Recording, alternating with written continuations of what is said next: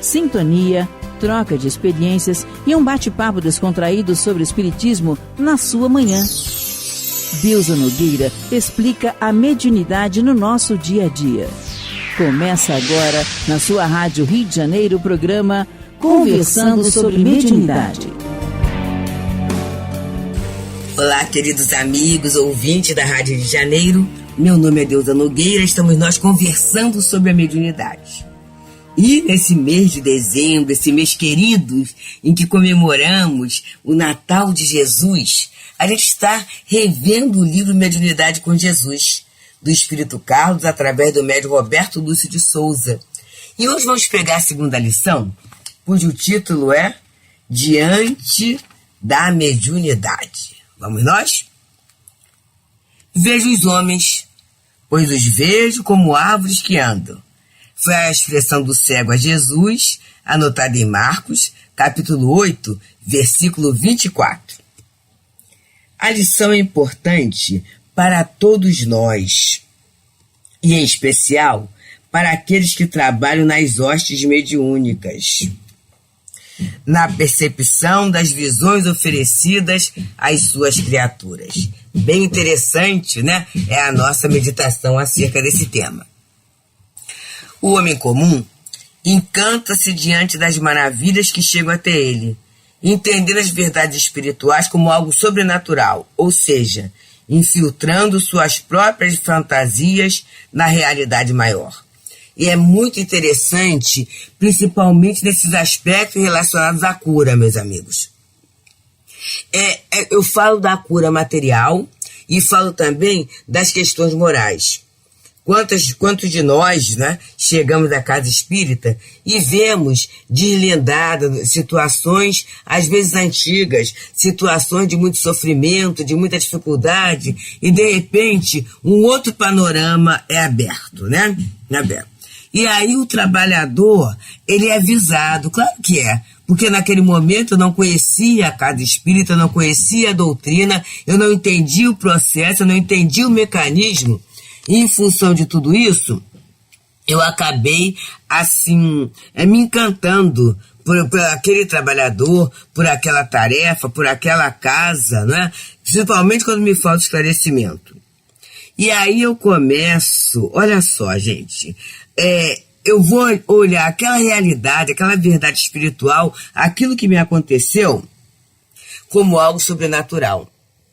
E aí eu vou infiltrar as minhas fantasias. Eu vou achar que aquele médium é alguém superior em tudo.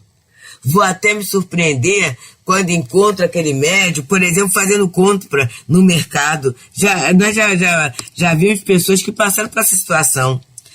Mas você está no mercado comprando, e aí a compradora fala assim, eu também como. Eu também tenho a minha vida comum. Por quê? A criatura começa a fantasiar, a não entender o fenômeno, a não entender a sua posição de usufrutuária do fenômeno e a entrar pelo campo da idolatria mediúnica. E continua o nosso querido Espírito Carlos falando. O chamado douto nega-se diante dessas mesmas percepções, buscando racionalizá-las como frutos exclusivos do seu íntimo doentio. E muitas vezes, meus amigos, os estudiosos, os homens de ciência, ou aquelas pessoas que têm um raciocínio mais prático, né? Quando entra em contato com com o fenômeno, através do relato das pessoas que criam essas imagens fantasiosas, eles se tornam mais céticos ainda. E aí ele começa a racionalizar aquilo, é porque fulano tem uma cabeça doentia, né? É porque fulano tem tais ou tais, e aí começa até a nomear as doenças mentais que podem dar, assim, base a esse tipo de pensamento, né? A esse tipo de narrativa. Então, olha como é que é sério. E aí eu lembro de Kardec, quando ele fala do médium, dos espíritas exaltados. Eu sempre falo isso, né? em que ele vai falando dos tipos de espíritas, né? Tem os experimentadores, que é aqueles que sempre correm atrás dos fenômenos. Tem aqueles imperfeitos, que eles vão atrás do fenômeno, vê o que há por trás, uma filosofia, mas não se dispõe a segui-la, que são os espíritas imperfeitos. Tem os espíritas cristãos, que ele fala que são os verdadeiros espíritas, são aqueles que veem o fenômeno, apreendem a filosofia e se esforçam por segui-la. Mas ele coloca também uma outra categoria, que são os espíritas exaltados, que são aqueles que tudo que eles veem, eles colocam no campo do maravilhoso sobrenatural, e que eles exaltam tanto, e que eles infiltram tanto as próprias fantasias. E aí Kardec diz que essas pessoas são mais prejudiciais do que úteis à causa da divulgação doutrinária, né? E aí ele coloca aqui: para o que busca a compreensão dos ensinamentos superiores, existem fases diferenciadas das vivenciações oriundas do plano espiritual. Então ele vai dizendo aqui umas etapas para quem está buscando realmente a compreensão dos ensinamentos superiores.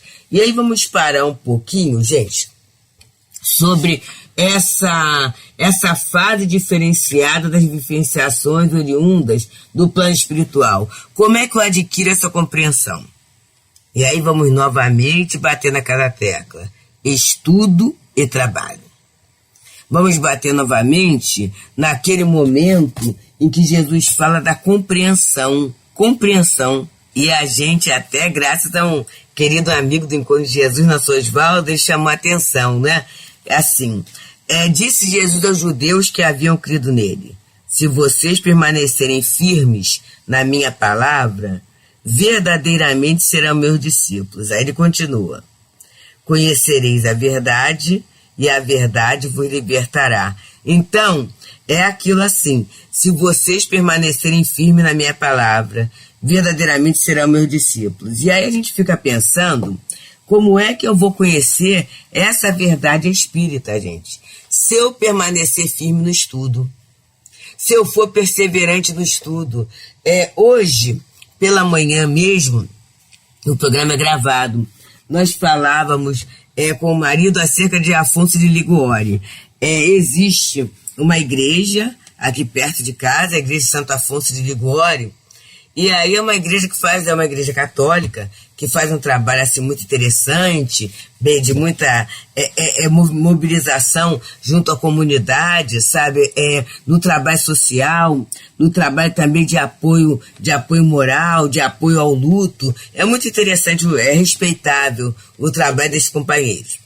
E aí tem um amigo espírita, um grande amigo espírita, que a esposa dele é dessa igreja. E ela também participa de tudo isso. E aí um dia, ele falando assim, Afonso de Liguori é um santo da igreja católica, foi falando. E aí ele pirou, eu disse, eu não sabia tudo isso. Eu falei, pois é, você frequenta a igreja de Santo Afonso e não sabe acerca dele? Né? Aí brincando, né? naquela fala, naquele momento da descontração entre casais, né? E aí ela falou assim, aonde que você viu tudo isso?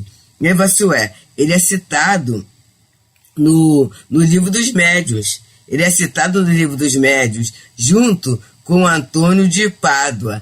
E aí ela ficou assim surpresa e quis saber mais. Então eram fenômenos que ocorriam, né, com Antônio de Pádua, Afonso de Liguori, né?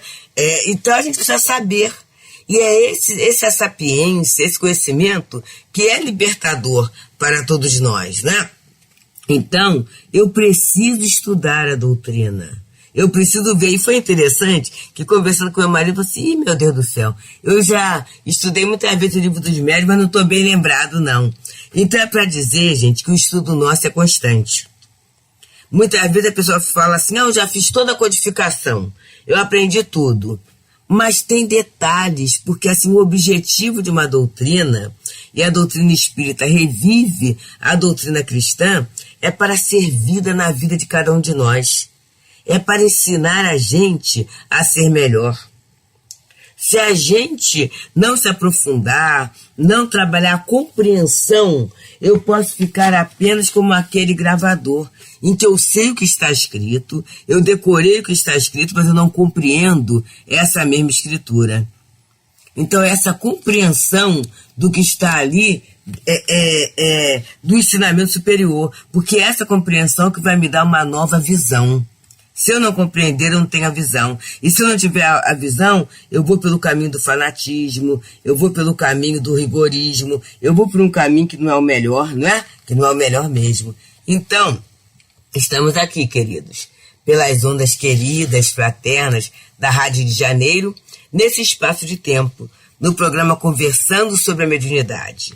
Nesse momento, estamos trabalhando mediunidade com Jesus, já que esse mês de dezembro é lindíssimo na comemoração do Natal de Jesus. Então, o livro Mediunidade com Jesus, do Espírito Carlos, através do médium Roberto Lúcio de Souza.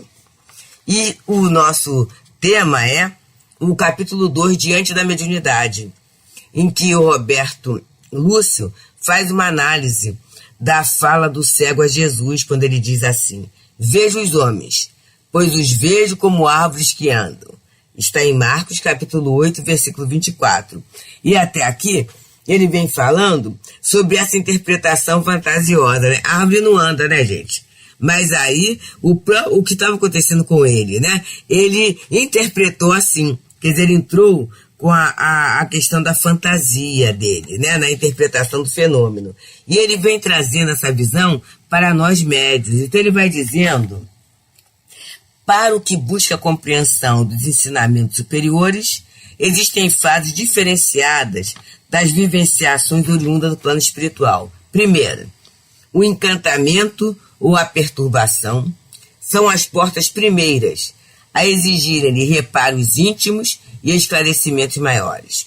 Então a gente chega até a fase de encantamento, né? Em que eu estou interpretando do jeito que eu consigo, então eu vou ter que ter o quê? A orientação, esclarecimentos maiores. Porque se eu não tiver esclarecimentos maiores e não começar a ajustar a minha mente, olha só o que Jesus falou: aqueles que são discípulos permaneçam fiéis à minha palavra. Conhecereis a verdade e a verdade vos libertará. A verdade só vai libertar se eu for fiel, se eu entender. Esse reparo íntimo, esclarecimentos maiores. E ele vem, segundo, em outro momento, ainda obnubilado pelas dificuldades internas, quer dizer, seus próprios desejos e sentimentos não aprimorados, vê como o cego da lição naquele primeiro instante. Vê, mas sem clareza. Necessita voltar ao Cristo, pedir-lhe novo auxílio, buscar maior reforma. E isso eu acho que vai acontecendo com muitos de nós. No momento que a gente viu o fenômeno, em que a gente viu o médium, em que a gente se utilizava do fenômeno, se utilizava da mediunidade, mas sem muita clareza. Por quê? Pelas próprias ideias dentro de nós, confusas ainda. Porque vamos pensar, queridos, o quanto a doutrina espírita foi dando para a gente nitidez em função dos nossos pensamentos, em função dos nossos sentimentos, em função do objetivo e do sentido da nossa vida. Então, eu tenho que voltar a Jesus, né? Pedir auxílio e buscar minha reforma. E tem o terceiro ponto. Finalmente, para os que põem em prática os ensinamentos aprendidos, aqueles nos quais o Cristo já habita. Mas antes disso, vamos voltar ao tema anterior, quando ele fala que quando eu estou que nem o cego da lição, quer dizer, eu não vejo as coisas com clareza. Entendendo a gente, entendendo aqueles companheiros que estão na casa espírita, que não conseguem ter clareza. Aí eles têm que voltar a Jesus, pedir auxílio, buscar maior reforma. Porque as nossas questões internas, as nossas deturpações, prejudicam muito na compreensão e até no aproveitamento. Eu crio dogmas, eu crio rituais, eu crio sistemas. Isso atrapalha muito. Então eu tenho que pedir a esse Senhor que eu consiga ver com clareza o que está me acontecendo, que eu consiga aproveitar com clareza esse fenômeno que está aqui.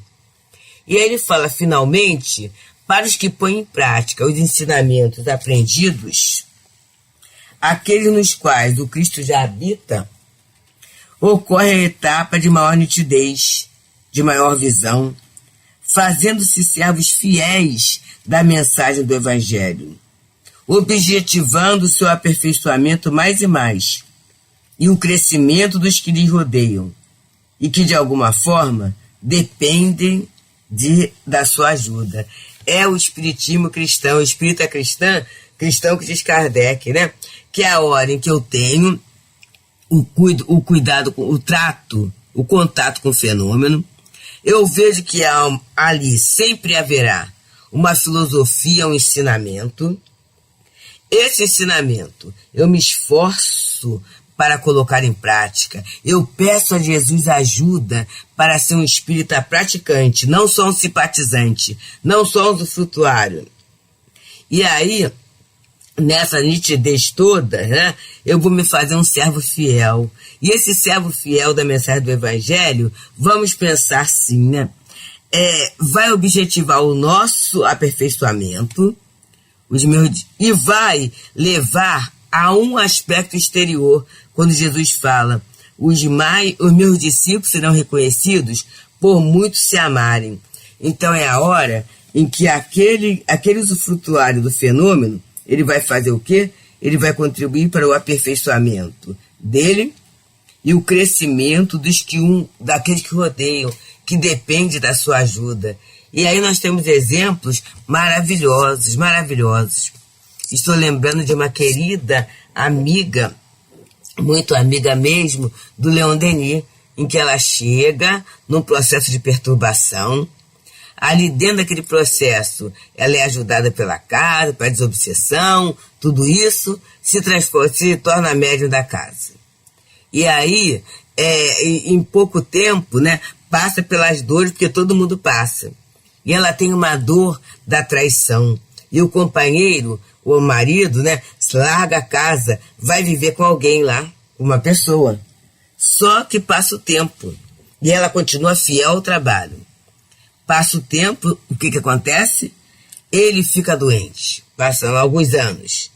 E aí, no que fica doente, o que acontece? A companheira atual, né, ela não quer tratar dele doente. E aí ela praticamente o coloca na rua. E ele volta para casa. Para a primeira casa. E na primeira casa, ele é recebido com todo respeito, né? Ali não já como marido, não, mas como irmão em que compete tratá-la.